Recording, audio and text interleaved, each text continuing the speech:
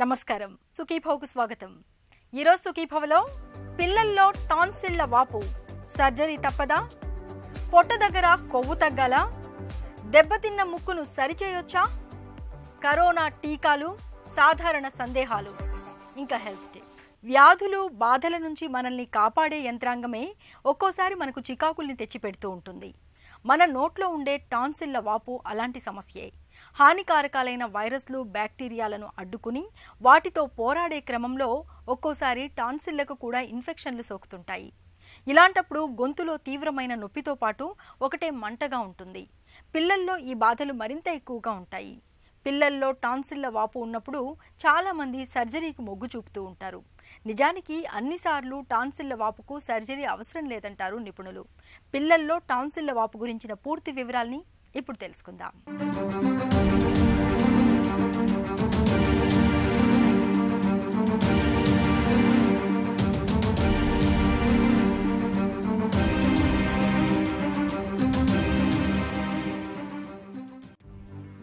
మనం నోరు పెద్దగా తెరిచి ఒక్కసారి అద్దంలో చూసుకుంటే గొంతులో కింద వైపున కొండ నాలుకకు ఇరువైపులా రెండు చిన్న చిన్న గోళీ లాంటివి కనపడతాయి.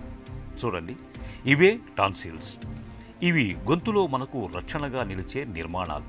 రోగ నిరోధక వ్యవస్థలో భాగంగా మన గొంతులో గస్తీ కాస్తుండే లింఫ్ కణజాలాలు ఇవి. ఆహారం ద్వారా లేదా మనం పీల్చే గాలి ద్వారా గొంతులో ప్రవేశించే సూక్ష్మక్రిముల సమాచారాన్ని ఎప్పటికప్పుడు సేకరిస్తూ ఉండటం, వాటితో పోరాడటం, వాటిని నిర్వీర్యం చేయటానికి మన రోగ నిరోధక వ్యవస్థకు సహకరించటం వీటి పని. అయితే శత్రువులతో తలబడే ఈ క్రమంలో కొన్నిసార్లు ఇవే బలహీనపడి ఇన్ఫెక్షన్ బారిన పడతాయి. ఇలాంటప్పుడు టాన్సిల్ల కణజాలంలో వాపు వచ్చేస్తుంటుంది. ఈ బాధలకు తోడు వీటి నుంచి ఇన్ఫెక్షన్ ఒంట్లోని మిగతా ప్రాంతాలకు విస్తరించే ప్రమాదం ఉంటుంది. అందుకే టాన్సిల్లో వాపు విషయంలో మనం అప్రమత్తంగా ఉండక తప్పదు. అసలు టాన్సిల్స్ అంటే ఏంటి? Tonsils are body guards. ప్రతి హ్యూమన్ బీయింగ్ కూడా tonsils, adenoids and Waldeyer's ring అని చెప్పి ఒక బాడీ గార్డ్ సిస్టమ్తో పుడతారనమాట. ఎవ్రీ హ్యూమన్ బీయింగ్ ఉంటుంది. అంటే బై బర్త్ ఉండదు. స్లోగా మనకి ఏజ్ 8-9 months నుంచి స్లోగా 1 year 2 yearsకి ఎడినాయిడ్స్ అని ఫస్ట్ పెద్దవవుతాయి. ఎడినాయిడ్స్ తర్వాత టాన్సిల్స్ టేక్ ఓవర్ చేస్తాయి. ఏం టేక్ ఓవర్ చేస్తాయి? ఇమ్యూన్ సిస్టమ్ని ఫంక్షన్ చేయడం టేక్ ఓవర్ చేస్తాయి అప్ టు ఏజ్ 15. ఏజ్ 15 తర్వాత మన బాడీలో ఉన్న వైట్ బ్లడ్ సెల్స్ ఆ ఫంక్షన్ని టేక్ ఓవర్ చేస్తాయి.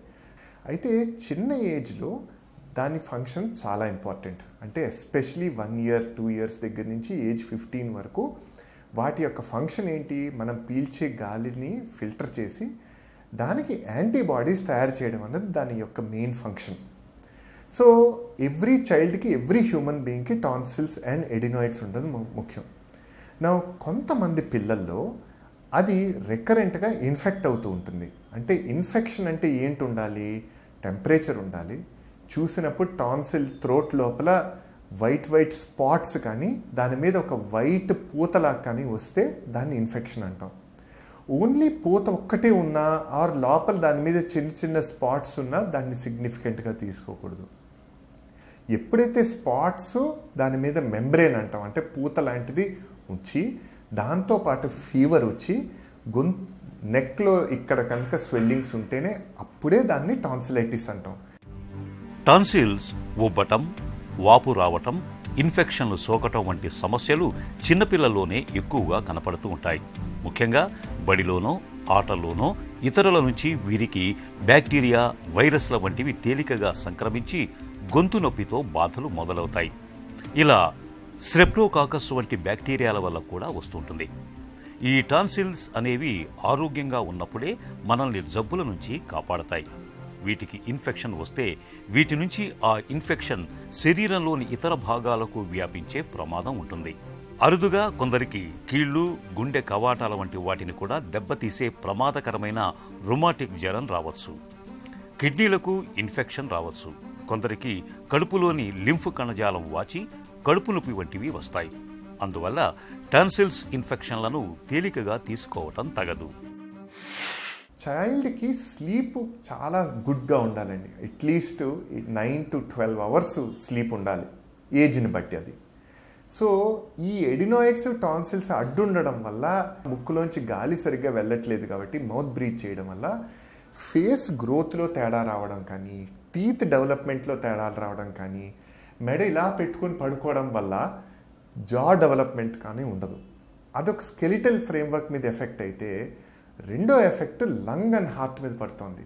బికాజ్ గాలి సరిగ్గా లోపలికి వెళ్ళట్లేదు కాబట్టి లంగ్ బలంగా గాలిని లాగాల్సిన అవసరం వచ్చి లంగ్ మీద ఎఫెక్ట్ పడుతుంది. ఈ రెండు మెయిన్ ఎఫెక్ట్స్ ఉంటాయి.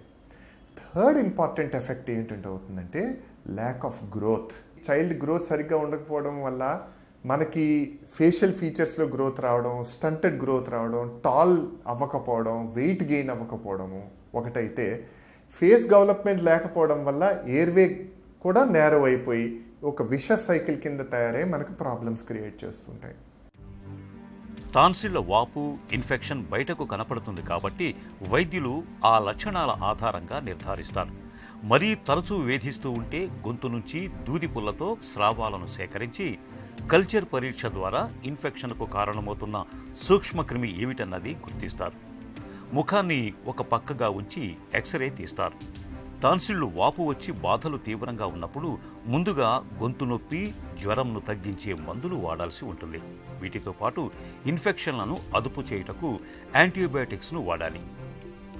తరచుగా టాన్సిల్స్ వాస్తూ దీర్ఘకాలం పాటు బాధిస్తూ శరీర పెరుగుదలకు ఆటంకం ఏర్పడుతూ ఉంటే శస్త్రచికిత్స ద్వారా టాన్సిళ్లను తొలగించాల్సి ఉంటుంది. ఈ శస్త్రచికిత్సను టాన్సిలెక్టమీ అంటారు. మనం ఎప్పుడూ కూడా ఎందుకు ఈ పర్టికులర్ చైల్డ్లో కానీ, ఎందుకు ఈ పర్టికులర్ అడల్ట్లో కానీ టాన్సిల్స్ సైజు ఎక్కువ అయ్యాయి, కారణం ఏంటి అన్నది ఫస్ట్ మనం పట్టుకోవాలి. ఇది ఎలర్జీ వల్ల వస్తుందా, ఇన్ఫెక్షన్స్ వల్ల వస్తుందా, ఆర్ నోస్ అండ్ సైనస్లో ఇన్ఫెక్షన్స్ ఉండడం వల్ల వస్తుందా? ఆల్వేస్ కారణాన్ని కనుక మనం పట్టుకుంటే డిసీజ్ ట్రీట్మెంట్ చాలా ఈజీ. చిన్నపిల్లల్లో కూడా ఇప్పుడు టాన్సిలెక్టమీస్ అంటే ప్రొసీజర్ కూడా అవసరమైతే సర్జరీస్ చేయడానికి కూడా కొత్త కొత్త టెక్నిక్స్ వచ్చాయి. పెయిన్ స్కోర్స్ బాగా తగ్గిపోతున్నాయి. రికవరీ రేట్స్ కూడా చాలా ఫాస్ట్గా ఇంప్రూవ్ అవుతున్నాయి. సో టాన్సిల్స్ అనేసరికి మనం ఆలోచించేది ఒకవేళ సర్జరీ అంటే అందరికీ అవసరం ఉండదు. ఒకవేళ చేయాల్సిన అవసరం వస్తే టాన్సిలెక్టమీ కనుక చేస్తే దానికి కూడా కొత్త కొత్త పరికరాలు వచ్చాయి, కొత్త టెక్నిక్స్ వచ్చాయి. కాబట్టి ఆ ప్రాబ్లం నుంచి బయటపడిపోవాలి.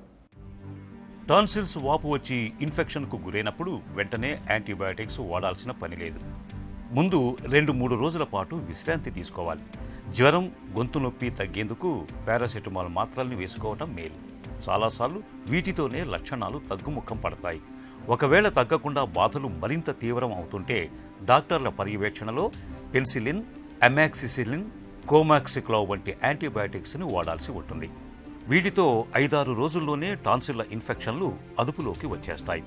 అయితే తరచుగా ఇన్ఫెక్షన్లు సోకుతుంటే మాత్రం టాన్సిళ్లను సర్జరీతో తొలగించటమే మేలు. పిల్లల్లో టాన్సిల్లు వాపొచ్చి ఇబ్బంది పెడుతున్నప్పుడు అన్ని సందర్భాల్లోనూ సర్జరీ చేయించాల్సిన పని లేదు. చిన్నపాటి ఇన్ఫెక్షన్లు చాలా వరకు యాంటీబయాటిక్ మందులతో తగ్గిపోతాయి. టాన్సిళ్ల వాపు, బాధలు మరీ తీవ్రంగా ఉన్నప్పుడు మాత్రం డాక్టర్ సలహా మేరకు సర్జరీ సాయంతో టాన్సిళ్లను తొలగించడం మేలు. జుట్టుపోతే రాదని, పొట్ట వస్తే పోదని సరదాగా అంటూ ఉంటారు. నిజమే, ఎన్ని ప్రయత్నాలు చేసినా మనలో చాలా మందికి పొట్ట దగ్గర కొవ్వు ఇసుమంతైనా తగ్గదు. నిత్యం వ్యాయామం చేస్తున్నా, కఠినంగా డైటింగ్ చేస్తున్నా పొట్ట తగ్గడం లేదని వాపోతూ ఉంటారు మనలో చాలా మంది. అయితే పొట్ట తగ్గడానికి వ్యాయామాలతో పాటు రోజువారీ ఆహారంలో కొన్ని ప్రత్యేకమైన పదార్థాలను చేర్చుకోవాలని, అప్పుడే ఫలితం కనిపిస్తుందని చెప్తారు పోషకాహార నిపుణులు. పొట్ట దగ్గర కొవ్వును కరిగించే ఆహారాల గురించి ఇప్పుడు తెలుసుకుందాం.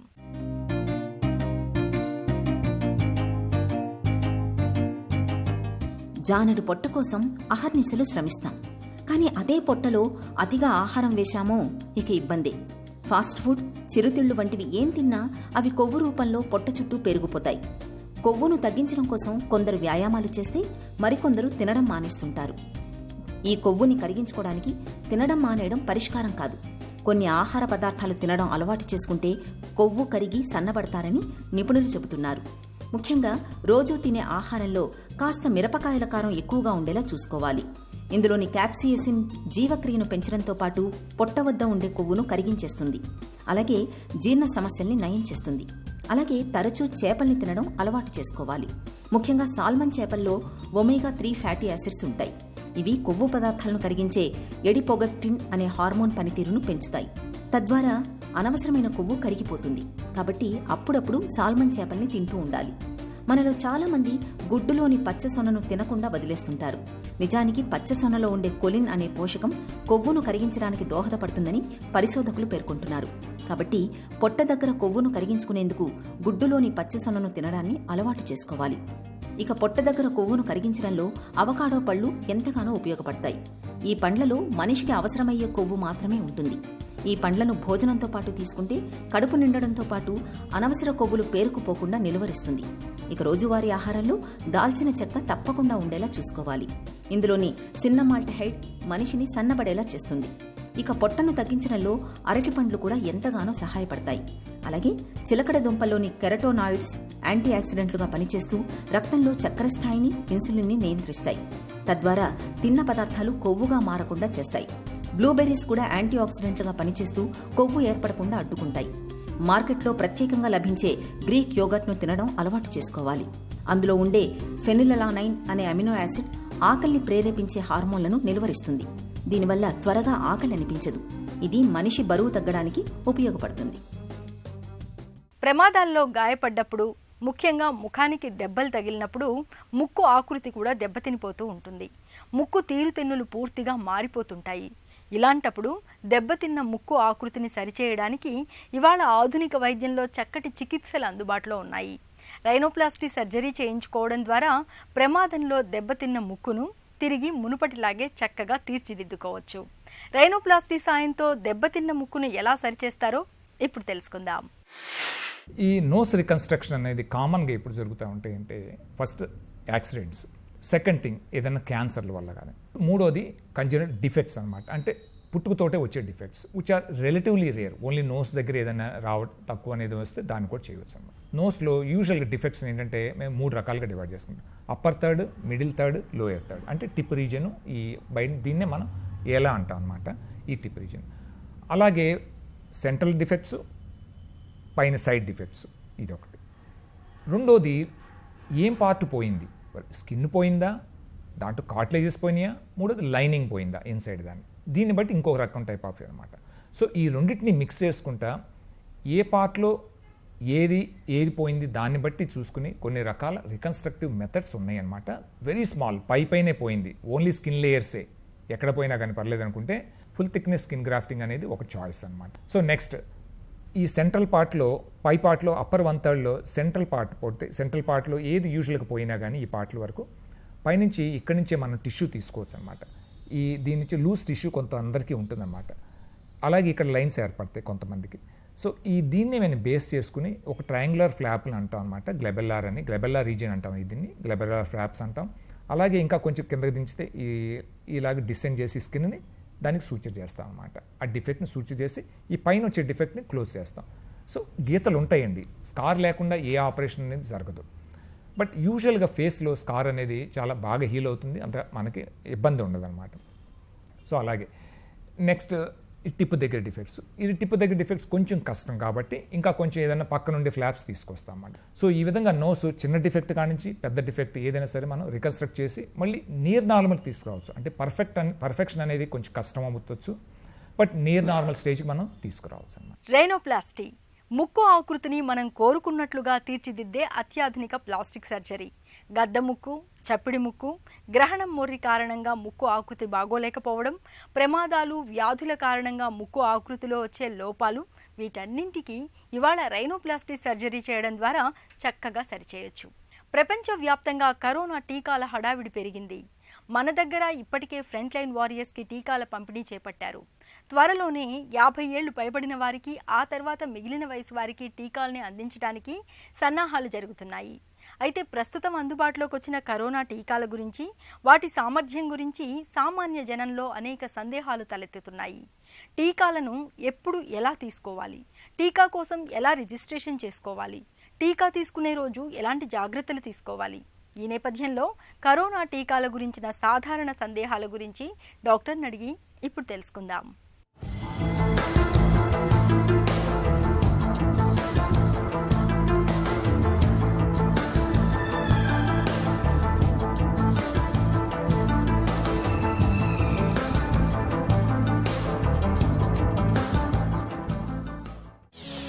కరోనా టీకాను ఎవరికిస్తారు, ఎవరికివ్వరు? ఈ వ్యాక్సిన్ ఎవరెవరికైతే కరోనా వైరస్ వచ్చే అవకాశం ఉందో వాళ్ళందరికీ ఇవ్వడం జరుగుతుంది. అంటే 18 ఏళ్ల పైబడిన వాళ్ళందరికీ ఈ వ్యాక్సిన్ ఇస్తారు. అయితే మొదటి విడతలో మాత్రం అందరికీ ఒకేసారి ఇవ్వడం సాధ్యం కాదు. కాబట్టి ముందుగా హెల్త్ కేర్ వర్కర్స్కి, ఆ తర్వాత ఫ్రంట్ లైన్ వర్కర్స్కి, ఆ తర్వాత 60 ఏళ్ళు దాటిన వాళ్ళకి, అదేవిధంగా 50 ఏళ్ళు దాటిన వాళ్ళకి, ఆ తర్వాత 50 ఏళ్ళ కన్నా తక్కువ ఉండి కొద్దిగా వేరే డిసీజెస్ ఉన్న వాళ్ళకి, ఈ రకంగా అందరూ కూడా వేసుకోవాల్సిన అవసరం ఉంటుంది. పిల్లల్లో కరోనా వైరస్ అంత ప్రమాదం కాదు కాబట్టి పిల్లల్లో ఇవ్వకపోవడం ఒక కారణం అయితే, రెండోది ఈ వ్యాక్సిన్ ప్రయోగాలన్నీ పెద్దవాళ్ళలో మాత్రమే జరిగినాయి. అందువలన ఈ వ్యాక్సిన్ పిల్లల్లో సేఫా కాదా అన్న విషయం కూడా ఇప్పటికి ఇంకా క్లియర్గా తెలియదు. కరోనా వ్యాక్సిన్కి ఏ విధంగా రిజిస్ట్రేషన్ చేయించుకోవాలి? Corona vaccine health care workers registration చేసుకోవడానికి ఎక్కడక్కడ ఆ డిఎంహెచ్ఓ ఆఫీసుల్లో డేటా కలెక్ట్ చేయడం జరిగింది. వీళ్ళ డేటా అంతా గవర్నమెంట్ దగ్గర ఆల్రెడీ ఉండటం వల్ల వాళ్ళని డైరెక్ట్గా తీసుకోవడం జరుగుతుంది. మిగిలిన వాళ్ళందరూ ఇప్పుడు 50 ఏళ్ళు పైబడిన వాళ్ళు, లేకపోతే 50 ఏళ్ళ కన్నా తక్కువ ఉండి వేరే డిసీజ్ ఉన్నవాళ్ళు, వీళ్ళందరూ ఏ విధంగా నమోదు చేసుకోవాలంటే కోవిన్ అనే ప్లాట్ఫామ్లో నమోదు చేసుకోవాలి. ఈ కోవిన్ అనేది వెబ్సైట్ రూపంలోనూ అదేవిధంగా యాప్ రూపంలోనూ అందుబాటులోకి వచ్చే అవకాశం ఉంది. దీంట్లో మన ఆధార్ సమర్పించి మనం దీంట్లో రిజిస్టర్ చేసుకోవాల్సిన అవసరం ఉంటుంది. ఈ రిజిస్టర్ చేసుకున్నప్పుడు వాళ్ళకి SMS రూపంలో ఏ రోజున ఏ సెంటర్లో వ్యాక్సిన్ ఇస్తారు అనే విషయం వాళ్ళకి క్లియర్గా చెప్పడం జరుగుతుంది. ఆ విధంగా వాళ్ళు ఆ రోజున ఆ వ్యాక్సిన్ సెంటర్కి వెళ్ళి గవర్నమెంట్ నుంచి వ్యాక్సిన్ తీసుకోవాల్సిన అవసరం ఉంటుంది. టీకా తీసుకోవడానికి పరగడుపున వెళ్ళాలా, లేక ఏమైనా తిని వెళ్ళాలా? వ్యాక్సిన్ వేసుకునే ముందు 1 గంటన్నర ముందుగా ఏమీ తీసుకోకుండా ఉంటే, ఒకవేళ వామిటింగ్ అయినా కూడా దానివలన యాస్పిరేషన్ అవ్వడం కానివ్వండి, లేకపోతే ఊపిరితిత్తుల్లోకి ఆహారం వెళ్ళడం కానివ్వండి, ఇలాంటివి జరిగే అవకాశం ఉండదు. కాబట్టి అది సేఫ్గా వెళ్ళే అవకాశం ఉంటుంది. షుగర్, బీపీతో బాధపడే పెద్దలకు టీకా ఇచ్చేటప్పుడు ఏమైనా జాగ్రత్తలు తీసుకోవాలా? డయాబెటీస్, హైపర్ టెన్షన్ ఉన్న వాళ్ళకి కోవిడ్ కనుక వచ్చినట్లయితే వాళ్ళకి ప్రమాదం అయ్యే అవకాశం ఎక్కువ ఉంటుంది. కాబట్టి షుగర్, బీపీలు ఉన్నవాళ్ళు ఖచ్చితంగా ఈ వ్యాక్సిన్ తీసుకోవాల్సిన అవసరం ఉంటుంది. అదేవిధంగా షుగర్ ఎక్కువగా ఉన్నా, బీపీ ఎక్కువగా ఉన్నా ఏమీ పెద్ద ప్రమాదం ఉండదు వ్యాక్సిన్ తీసుకునేటప్పుడు. కాకపోతే క్యాన్సర్ ఉన్న రోగుల్లో ఈ వ్యాక్సిన్ తీసుకోవాలా వద్దా అన్న సమస్యలు ఎదురవుతున్నాయి. క్యాన్సర్ ఉన్న రోగులు బలహీనపడిన వైరస్ వ్యాక్సిన్ కూడా తీసుకోకూడదు. కాకపోతే మనకి ఇస్తున్న వ్యాక్సిన్స్ ఇప్పుడు వెక్టార్ వ్యాక్సిన్స్ కానీ, లేకపోతే ఇనాక్టివేటెడ్ అంటే కిల్డ్ వ్యాక్సిన్స్ కానీ ఇవ్వడం జరుగుతుంది. కాబట్టి ఇవి క్యాన్సర్ ఉన్న వాళ్ళు కూడా సేఫ్గా తీసుకోవచ్చు. కరోనా వచ్చి తగ్గిన వారు కూడా వ్యాక్సిన్ తీసుకోవాలా? మనకి జ్వరం వచ్చినప్పటికీ కూడా అందరికీ యాంటీబాడీస్ రావడం లేదు. కరోనా జ్వరం వచ్చినప్పటికీ కూడా అందరికీ యాంటీబాడీస్ రావడం లేదు సరికదా. అందరికీ ఒకే మోతాదులో అయితే ఖచ్చితంగా రావడం లేదు. కొంతమందికి ఎక్కువ మోతాదులో యాంటీబాడీస్ వస్తున్నాయి, కొంతమందికి తక్కువ మోతాదులో యాంటీబాడీస్ వస్తున్నాయి. ఒకవేళ యాంటీబాడీస్ మాత్రమే కాదు, మనకి సెల్ మీడియేటెడ్ ఇమ్యూనిటీ కూడా ఉంటుంది అని అనుకున్నప్పటికీ కూడా ఆ సెల్ మీడియేటెడ్ ఇమ్యూనిటీని మెజర్ చేయడానికి మన దగ్గర సరిపోయినన్ని సాధనాలు లేవు. ఇంకొకటి ఏంటంటే, వచ్చిన తర్వాత కరోనా జ్వరం వచ్చిన తర్వాత కూడా మనకి యాంటీబాడీస్ ఎంతకాలం ఉంటాయి అనే విషయం గ్యారంటీ లేదు. 2-3 నెలల నుండి తగ్గిపోవచ్చు. నార్మల్గా కరోనా వ్యాధి వచ్చిన వాళ్ళకి కన్నా వ్యాక్సిన్ ఇచ్చిన వాళ్ళల్లో యాంటీబాడీస్ అధిక మొత్తంలో డెవలప్ అయ్యే అవకాశం ఉంటుంది.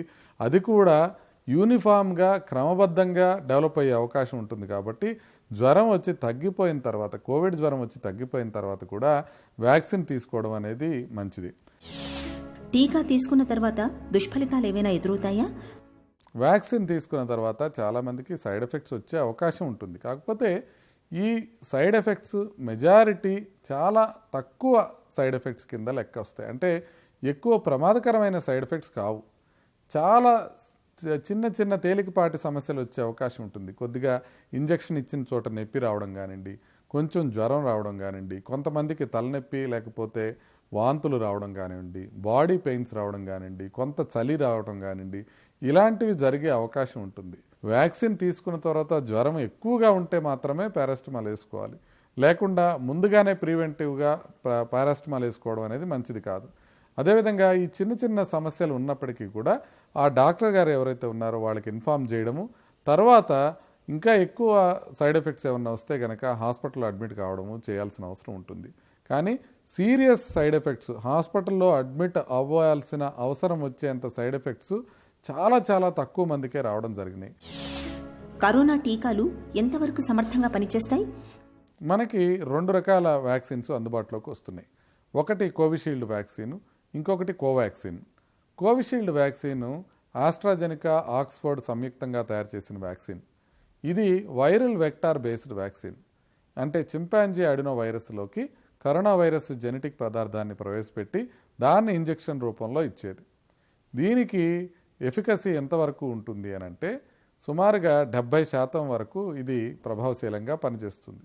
అంటే వ్యాక్సిన్ తీసుకున్న తర్వాత 5 వారాల తర్వాత 6 వారాల తర్వాత ఇది 70% వరకు కరోనా వైరస్ ఇన్ఫెక్షన్ రాకుండా కాపాడే అవకాశం ఉంటుంది.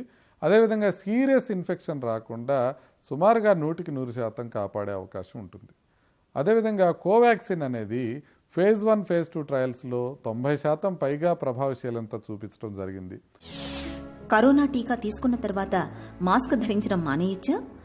మొదటి డోసు వ్యాక్సిన్ తర్వాత 6 వారాల తర్వాత మాత్రమే మనకి ప్రొటెక్షన్ వచ్చే అవకాశం ఉంటుంది. రెండోది 100% ప్రొటెక్షన్ ఇచ్చే వ్యాక్సిన్లు ఏవి లేవు కాబట్టి మనకిస్తున్న ఆక్స్ఫర్డ్ ఆస్ట్రాజెనికా వ్యాక్సిన్ సుమారుగా 70% ఎఫెక్టివ్గా ఉండే అవకాశం ఉంది. కాబట్టి ఒకవేళ మనం మిగతా 30%లో ఉంటే మనకి కరోనా వచ్చే అవకాశం ఉంటుంది. కాబట్టి మనం మాస్క్ ఖచ్చితంగా ధరించాలి. చిన్న చిట్కా మీకోసం.